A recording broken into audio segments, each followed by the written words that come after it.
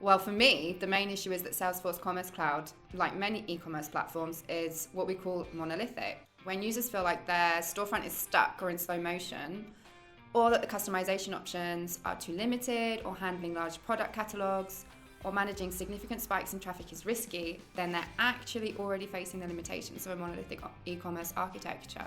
A monolithic platform is a traditional system, which is where the front end and the back end, so the front end is what the customer sees, the back end is the database and server-side logic, and they are essentially tightly coupled together in one code base and operate as just one unit. So imagine a single large building that houses everything from the storefront to the stockroom. This sounds logical, but for online businesses, it can be a nightmare. Well, one of the limitations of a monolithic architecture is the restriction on customization capabilities. Monolithic platforms offer little flexibility in design and functionality changes, and extensive customization requires complex development work, which drives up costs and time. There are also performance issues. Monolithic structures can struggle with speed. Everything is intertwined, so if one element slows down, the entire storefront is going to feel sluggish. This translates to slow loading times, which is a major turn-off for customers. Monolithic isn't great when it comes to omnichannel either. Adapting to different sales channels like mobile or social selling can be difficult, and these platforms just aren't built for that kind of agility. Maintenance, another real issue. Constantly updating and fixing a complex system sucks up resources and slows down innovation, not to mention the associated costs. Users will also have difficulty scaling. As their business grows, the monolithic platform might not keep up. Adding features or handling increased traffic can become difficult and expensive. Can you imagine a store that can't expand its physical space to accommodate more customers?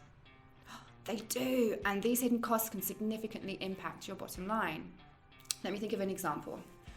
Users have to consider longer development times and higher costs. Customizing and maintaining a monolithic storefront demands significant resources and expertise, and the lack of system flexibility is going to lead to lengthy development cycles, complex modifications, and increased expenses, which will, in the long term, delay time to market for new features and updates.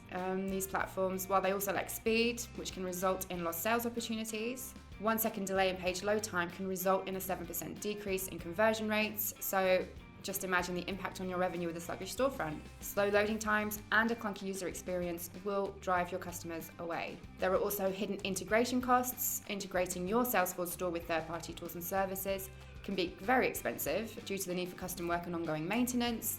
These costs can quickly eat into your profits. And I've just thought of another thing to consider, it's the lack of possible innovation.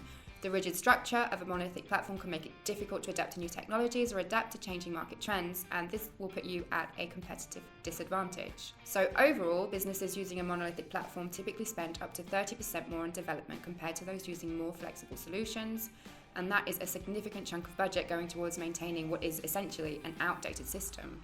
For me, one of the best ways to solve these issues is to adopt a headless commerce architecture. Now, headless commerce is going to offer you a whole new way of thinking about e-commerce.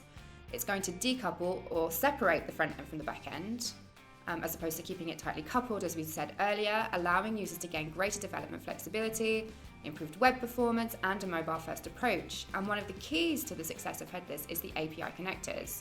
Thanks to the APIs, you're able to connect any third-party solution to your back end, and the possibilities then become endless.